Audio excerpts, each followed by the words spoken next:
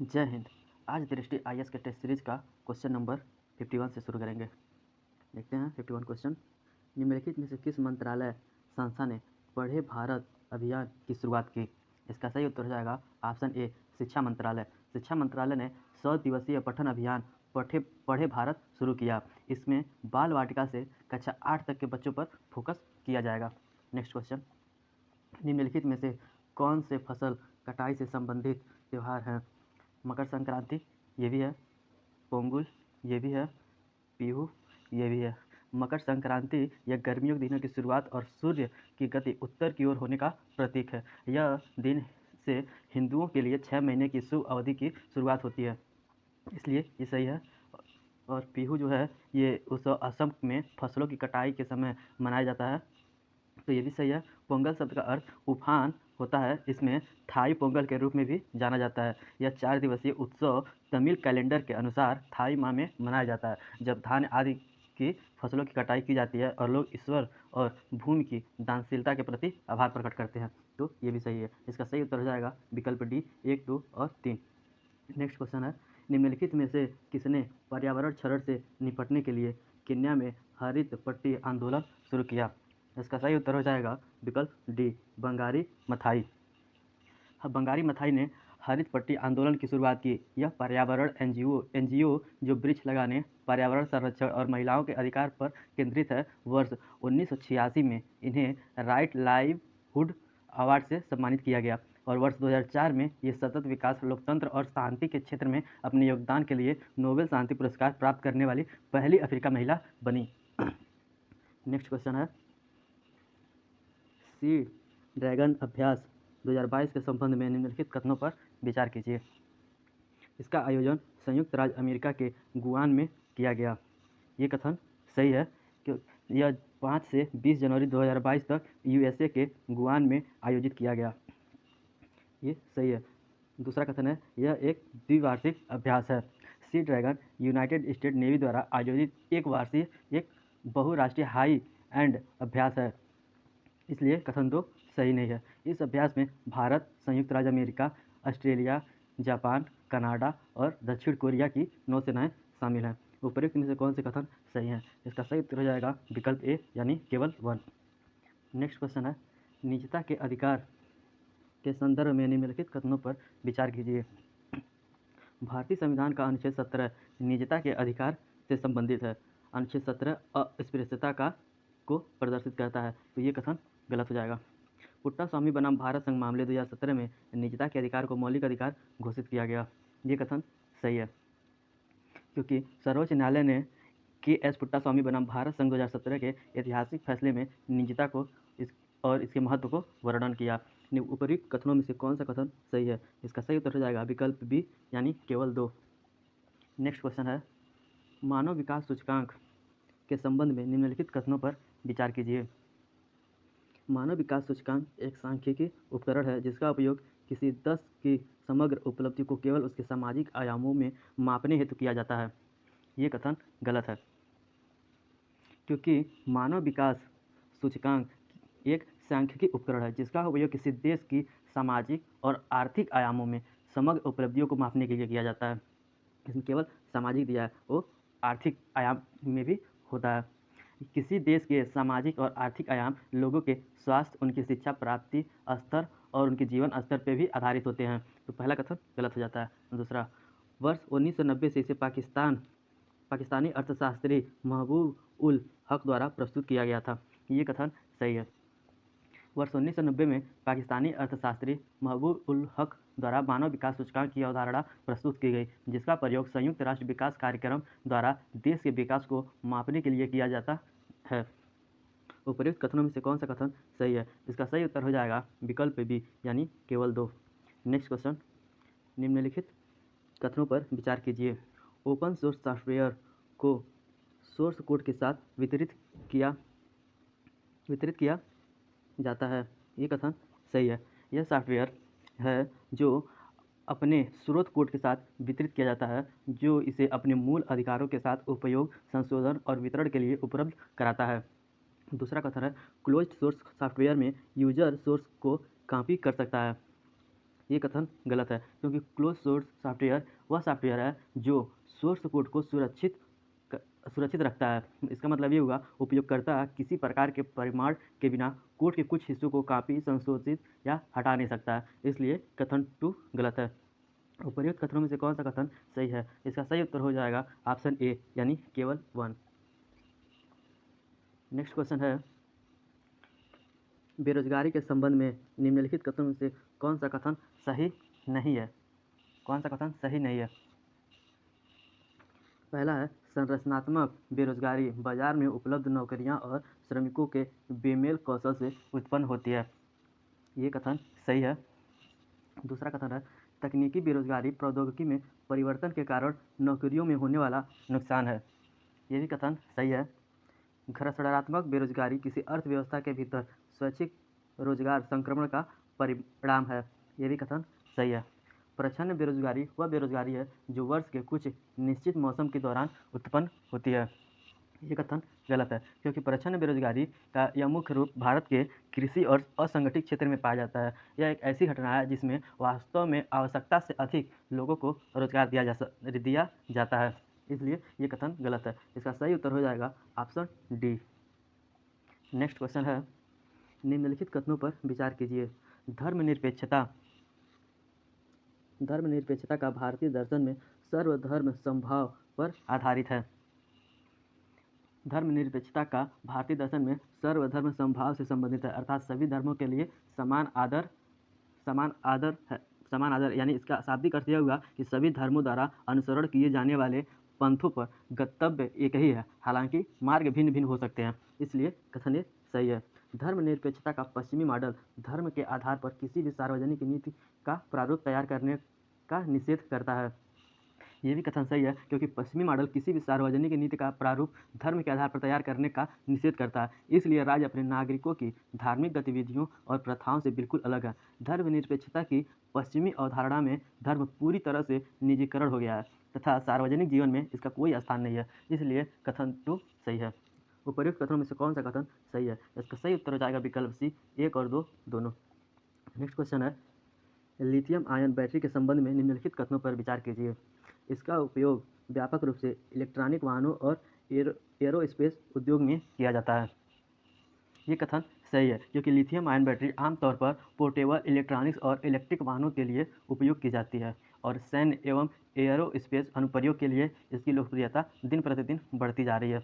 इसलिए ये कथन सही है। चिली लिथियम का सबसे बड़ा उत्पादक देश है। ये चिली नहीं है, सबसे बड़ा ऑस्ट्रेलिया है लिथियम का उत्पादक देश। उपरोक्त कथनों में से कौन सा कथन सही है? इसका सही उत्तर हो जाएगा ऑप्शन ए, यानी केवल 1। नेक्स्ट क्वेश्चन है, सी बॉक्स के संदर्भ में निम्नलिखित कथनों पर विचार कीजिए। यह राष्ट्रीय महिला आयोग और आईआईटी कानपुर द्वारा संयुक्त रूप से विकसित एक ऑनलाइन शिकायत प्रबंधन प्रणाली है।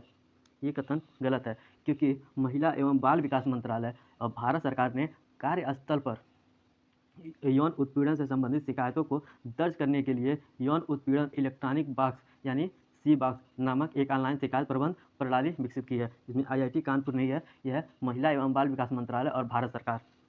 इसलिए ये कथन गलत हो जाता है। दूसरा, संगठित और असंगठित क्षेत्र में काम करने वाली महिलाएं सी बॉक्स में अपनी शिकायत दर्ज करा सकती हैं। ये कथन सही है, क्योंकि यह यौन उत्पीड़न इलेक्ट्रॉनिक बॉक्स भारत सरकार का एक प्रयास है कि हर महिला, चाहे वह संगठित हो, असंगठित हो, निजी या सार्वजनिक क्षेत्र में काम कर रही हो, यौन उत्पीड़न से संबंधित शिकायतों के पंजीकरण की सुविधा के लिए सिंगल विंडो एक्सेस प्रदान करने का प्रयास है। इसलिए ये कथन सही है। उपयुक्त में से कौन सा कथन सही है? इसका सही उत्तर हो जाएगा ऑप्शन बी, यानी केवल 2। नेक्स्ट क्वेश्चन है, नागरिकता के संदर्भ में निम्नलिखित कथनों पर विचार कीजिए। वर्ष 1955 का नागरिकता अधिनियम नागरिकता प्राप्त करने के 4 तरीके निर्धारित करता है। ये कथन गलत है। वो केवल ये 4 तरीके नहीं, 5 तरीके निर्धारित करता है। इसमें जन्म, पंजीकरण, वंश, देशीकरण और क्षेत्र का समावेशन है। कथन 2 है, भारतीय संविधान नागरिकता सबको परिभाषित नहीं करता। ये सही है, क्योंकि नागरिकता संविधान के तहत संघ सूची में सूचीबद्ध है और इस प्रकार यह संसद के विशेष क्षेत्राधिकार में शामिल है। संविधान में नागरिकता सबको परिभाषित नहीं किया गया, तो ये कथन सही है। उपर्युक्त कथनों में से कौन सा कथन सही नहीं है, यानी कौन सा क्वेश्चन गलत है? इसका सही उत्तर हो जाएगा ऑप्शन ए यानी केवल 1। नेक्स्ट क्वेश्चन, ग्रेट निकोबार के संबंध में निम्नलिखित कथनों पर विचार कीजिए। यह निकोबार द्वीप समूह का सबसे उत्तरी द्वीप है। ये उत्तरी द्वीप नहीं है, ये दक्षिणी द्वीप है, इसलिए ये कथन गलत हो जाता है। अंडमान और निकोबार द्वीप समूह 10 डिग्री चैनल द्वारा पृथक होते हैं। बंगाल की खाड़ी के द्वीप समूह को दो व्यापक श्रेणियों में विभाजित किया गया है, उत्तर में अंडमान और दक्षिण में निकोबार द्वीप समूह। अंडमान और निकोबार द्वीप समूह 10 डिग्री चैनल जल निकाय के द्वारा पृथक होते हैं, इसलिए कथन 2 सही है। उपर्युक्त कथनों में से कौन सा कथन सही है? इसका सही उत्तर हो जाएगा विकल्प बी। नेक्स्ट क्वेश्चन है, निम्नलिखित युग्मों पर विचार कीजिए। राष्ट्रीय उद्यान और स्थान। गिर राष्ट्रीय उद्यान गुजरात, ये सही है। गिर राष्ट्रीय उद्यान और वन्य जीव अभयारण्य गुजरात के जूनागढ़ जिले में स्थित है। एराविकुलम राष्ट्रीय उद्यान केरल, ये भी कथन सही है। कूनो राष्ट्रीय उद्यान मध्य प्रदेश, ये भी सही है। पन्ना राष्ट्रीय उद्यान मध्य प्रदेश, ये भी सही है। उपर्युक्त में से कितने युग्म सही सुमेलित हैं? इसका सही उत्तर हो जाएगा विकल्प डी, सभी चारों युग्म। नेक्स्ट क्वेश्चन है, प्रस्तावना भारत को एक संप्रभु समाजवादी धर्मनिरपेक्षता और लोकतांत्रिक गणराज्य घोषित करता है। ये कथन सही है।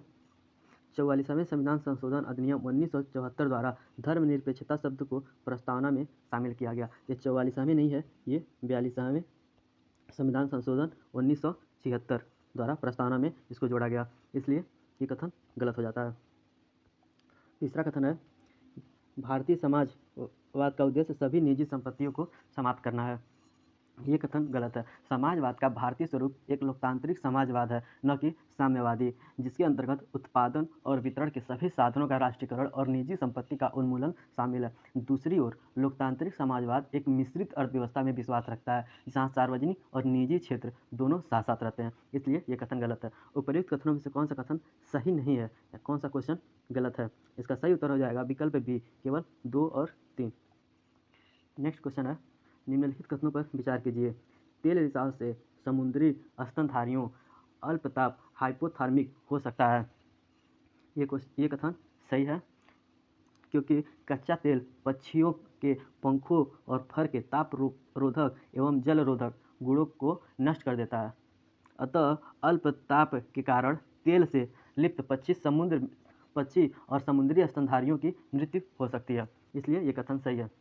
दूसरा है, जल के सतह पर मौजूद तेल को भौतिक रूप से अलग करने के लिए सीमर का प्रयोग किया जा सकता है। सीमर एक जल की सतह पर मौजूद तेल को भौतिक रूप से अलग करने के लिए उपयोग किया जाने वाला एक उपकरण है, इसलिए ये भी कथन सही है। उपर्युक्त कथनों में से कौन सा कथन सही है? इसका सही उत्तर हो जाएगा विकल्प सी, 1 और 2 दोनों। नेक्स्ट क्वेश्चन है, निम्नलिखित कथनों पर विचार कीजिए। भारतीय संविधान का अनुच्छेद 44 समान नागरिक संहिता से संबंधित है। ये कथन सही है, क्योंकि भारतीय संविधान के अनुच्छेद 44 जो राज्य के नीति निर्देशक तत्व में वर्णित है कि राज्य भारत के पूरे क्षेत्र में नागरिकों के लिए एक समान नागरिक संहिता सुनिश्चित करने का प्रयास करेगा। कथन 2 है, भारत में आपराधिक कानून एक समान हैं। ये भी कथन सही है। भारत में आपराधिक कानून एक समान है और सभी पर समान रूप से लागू होते हैं, चाहे उनकी धार्मिक मान्यताएं कुछ भी हो। उपर्युक्त कथनों में से कौन सा कथन सही है? इसका सही उत्तर हो जाएगा विकल्प सी, 1 और 2 दोनों। निम्नलिखित पर विचार कीजिए। उपर्युक्त में से भारतीय संविधान के कितने अनुच्छेद मानवाधिकार प्रावधानों को सार्वभौमिक घोषणा में निर्धारित मूल्यों को संरक्षित करते हैं?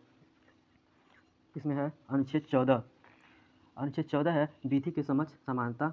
अनुच्छेद 23 है संघ का निर्माण, जो ये भी सही है, जो मानवाधिकार में आता है। अनुच्छेद 41 काम का अधिकार, और अनुच्छेद 12 ये राज्य को परिभाषित करता है, इसलिए यह नहीं होगा। तो यानी 3 युग्म जो हैं वो राष्ट्रीय मानवाधिकार प्रावधान को सार्वभौमिक रूप से घोषित करने का मूल्य को संरक्षित करते हैं। इसका सही उत्तर हो जाएगा विकल्प सी, केवल 3 अनुच्छेद। नेक्स्ट क्वेश्चन है, ईस्टर स्पैम डियर के संबंध में निम्नलिखित कथनों पर विचार कीजिए। ईस्टर स्पैम डियर केवल नेपाल और भूटान में पाया जाता है। ये गलत है, क्योंकि काजीरंगा राष्ट्रीय उद्यान असम में है जो, और दुधवा राष्ट्रीय उद्यान जो अपने उत्तर प्रदेश में पाया जाता है, उत्तर प्रदेश में है, उसमें ये ईस्टर्न डियर स्पैम होते हैं। इसलिए ये कथन गलत है। दूसरा कथन है IUCN की रेड लिस्ट में इसे सफेद श्रेणी में शामिल किया गया है।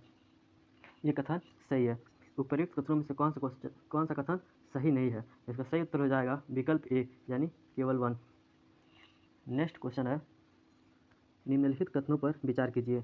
भारत में EWS के लिए 10% आरक्षण का प्रावधान केवल भारतीय संविधान के अनुच्छेद 16 में संशोधित करके किया गया था।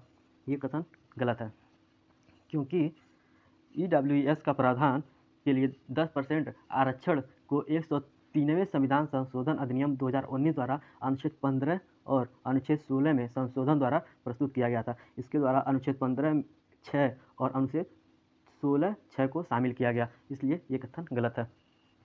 और दूसरा है, क्रीमी लेयर एक ऐसी अवधारणा है जिससे निर्धारित होने वाली सीमा के दायरे में OBC आरक्षण के लाभ प्राप्त होते हैं। ये कथन सही है। यह एक ऐसी अवधारणा है जो एक सीमा निर्धारित करती है जिसके भीतर OBC आरक्षण को लागू होते हैं, जबकि सरकारी नौकरियां और उच्च शिक्षण संस्थानों में जो OBC के लिए 27% आरक्षण है, जो क्रीमी लेयर के अंतर्गत आते हैं, उन्हें इस कोटा का लाभ नहीं मिल सकता है, इसलिए ये कथन सही है। उपयुक्त कथनों में से कौन सा कथन सही है? इसका सही उत्तर हो जाएगा ऑप्शन बी यानी केवल 2। नेक्स्ट क्वेश्चन है, निम्नलिखित कथनों पर विचार कीजिए। प्रत्येक संसदीय बैठक का पहला घंटा प्रश्नकाल के लिए निर्धारित किया जाता है। ये कथन सही है। संसदीय नियम पुस्तिका में शून्यकाल का उल्लेख नहीं है। ये भी कथन सही है, क्योंकि शून्यकाल एक भारतीय संसदीय नवाचार है। संसदीय नियम पुस्तिका में इसका कोई उल्लेख नहीं है। कथन 3 है, प्रश्नकाल में 3 प्रकार के प्रश्न पूछे जा सकते हैं। ये भी कथन सही है। और 3 प्रकार के प्रश्न होते हैं, तारांकिक प्रश्न, अतारांकिक प्रश्न और अल्प सूचना वाले प्रश्न। उपर्युक्त कथनों में से कौन सा कथन सही है? इसका सही उत्तर हो जाएगा विकल्प डी 1, 2 और 3। नेक्स्ट क्वेश्चन है, उचित और लाभकारी मूल्य के संबंध में निम्नलिखित कथनों पर विचार कीजिए। उचित और लाभकारी मूल्य सरकार द्वारा घोषित मूल्य है।